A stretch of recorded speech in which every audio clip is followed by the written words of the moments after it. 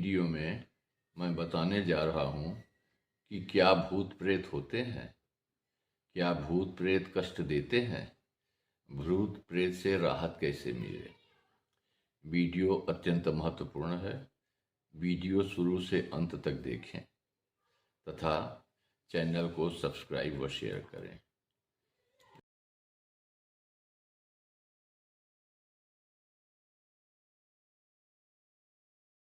मानसिक रूप से कमजोर अर्थात मानसिक रोगी भूत प्रेत को ज़्यादा मानते हैं तथा ऐसे लोग भूत प्रेत के चक्कर में ज़्यादा रहते हैं। यह सृष्टि का नियम है कि प्रत्येक शरीर की मृत्यु होती है। यह शाश्वत सत्य है। मृत्यु के बाद पुनः शरीर धारण करना पड़ता है अर्थात जन्म लेना पड़ता है। मृत्यु ही भूत प्रेत का आधार है।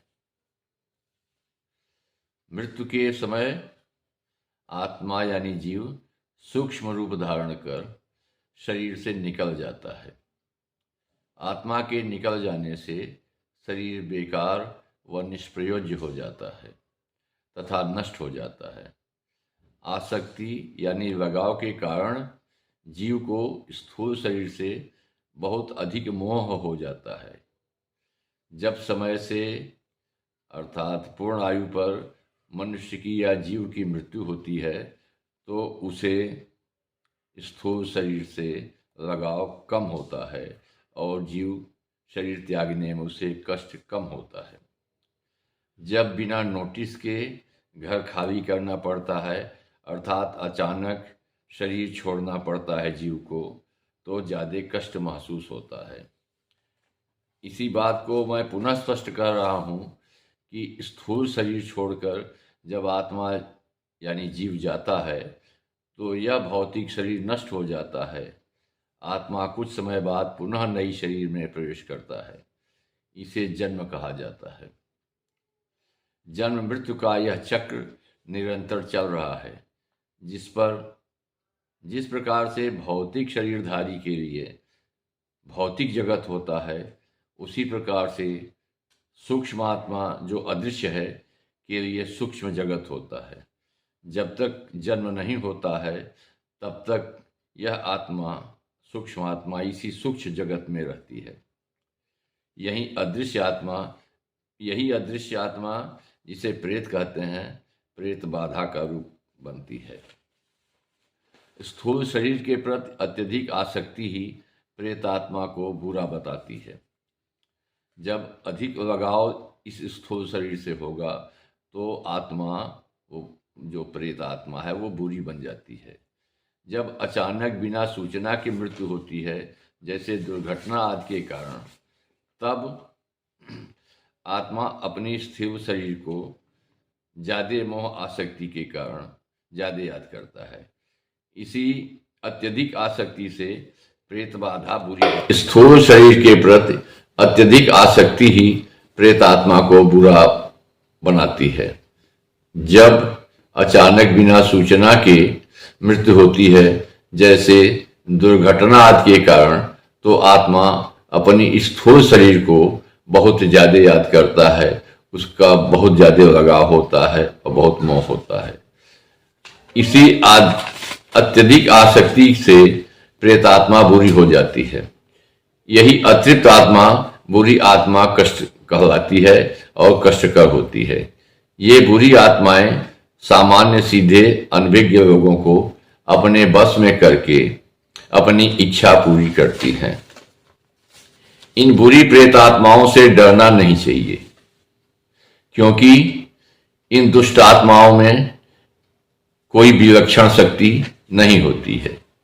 ये आत्माएं शक्तिहीन होती हैं। ये दुष्ट आत्माएं आपका नुकसान नहीं कर सकती हैं। ये सिर्फ आपको डरा सकती हैं और आपको कमजोरी का फायदा उठाती हैं। कमजोर दिल वाले ही इनसे डरते हैं तथा परेशान होते हैं। इसलिए डरिए मत, सामना कीजिए। इसके लिए आपको नकारात्मकता से दूर होना पड़ेगा। अपने इष्ट देव का स्मरण कीजिए, अच्छी अच्छी पुस्तकें पढ़िए, दुर्गा जी, शंकर जी, हनुमान जी या अन्य देवी देवता जो भी आपके इष्ट हों उनके शरण में रहिए। इस विषय में मेरी व्यक्तिगत राय है कि यदि प्रेत बाधा का बहाना बनाकर कोई अनावश्यक हरकत करे, जैसे बदन दर्द, शरीर कांपना, चिल्लाना, बाल खोलकर सिर घुमाना, लोटना, रोना आदि, तो आप इसे किसी मनोचिकित्सक के पास ले जाएं, न कि किसी ओझा वैद्य सोखा के पास। आज अकेलापन, दबाव, आत्मसम्मान की कमी, उदासी, भ्रमित होना, अत्यधिक डर होना, चिंता होना, शक होना, आत्महत्या की भावना, तलाक, याददाश्त में कमी, शराब आदि से जीवन शैली मनुष्य की बदल गई है। लोग मनोरोगी हो गए हैं तथा अनावश्यक हरकतें कर रहे हैं। इसे प्रेत बाधा समझकर लोग इधर उधर ओझा सोखा के पास जा रहे हैं।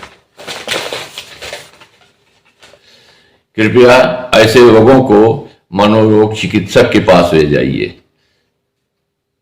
यद्यपि देश में मनोरोग चिकित्सकों की भारी कमी है, फिर भी सरकार इस ओर विशेष जागरूक है तथा विशेष ध्यान दे रही है।